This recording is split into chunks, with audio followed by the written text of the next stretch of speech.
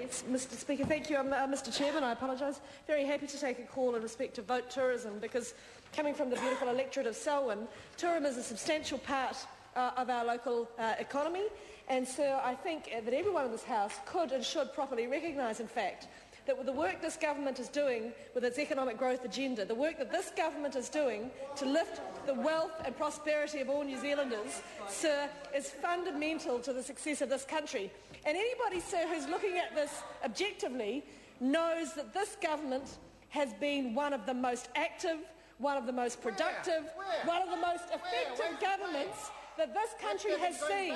And thank heavens, Mr. Chairman, thank heavens we have John Key, thank heavens we have a national-led government, because this is the government that is delivering economic growth in tourism, in farming, in exporting, in the sectors, sir, that are going to see New Zealand come out of this global recession, and that are going to address the horrific economic mismanagement of the Labour government over the last 9 years. And so it's some of the tourism initiatives that I see happening every day in Selwyn that are going to lead to exactly that sort of growth, that are going to lead to the 170,000 new jobs that Treasury is predicting for this economy as a result of this government's economic management. We were elected to deliver greater prosperity to New Zealand, and that's what we're delivering. And you know what appalls me?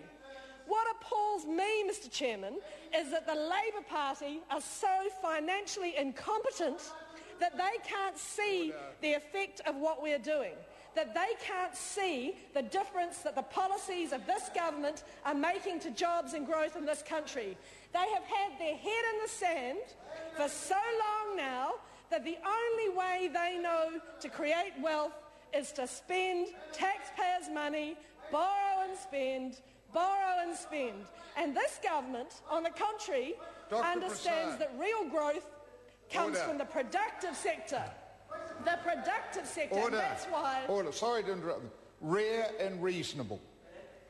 Amy Adams. Thank you, Mr. Chairman. That's why, sir, this government is putting in place a number of initiatives. And that's why we're putting an extra $30 million into the tourism sector, for example. That's why we've streamlined and simplified the Resource Management Act so that new tourism initiatives can get off the ground, can get underway. And we heard, in fact, just today in question time, the Honourable Dr. Nick Smith talk about the fact that those changes to the Resource Management Act have changed a consenting process that was taking upwards of 6 years to now 4 months. So when some of the tourism ventures in Selwyn want to build new infrastructure, new growth, and there are some fantastic plans in the ski fields of my electorate, they know that the Resource Management Act now isn't going to be the absolute concrete shoes that it was under that government. We're not going to see good growth initiatives, good tourism initiatives strangled by the red tape, the inefficiencies of that previous government led by the Labour Party. Sir, this is a government that will ensure that the sectors like tourism, like agriculture and like exporting that have been in recession for 5 years under the Labour government, 5 years while the world was in boom times, are now going to grow. They're going to grow, they're going to prosper, they're going to create real sustainable jobs for New Zealanders, and they're going to see an increase in average household incomes of more than $7,000 a year thanks to the policies of this government. And for the Labour Party now to cry crocodile tears when over 9 years they did nothing except borrow and spend Dr. other Prasad, people's money. if you're going to be disruptive from your own seat. Please go to your own seat. Please go to your own seat. Amy Adams. Thank you, Mr. Chairman. And so, sir, the economic policies of this government are substantial, they are effective, and they are making a difference for real New Zealanders.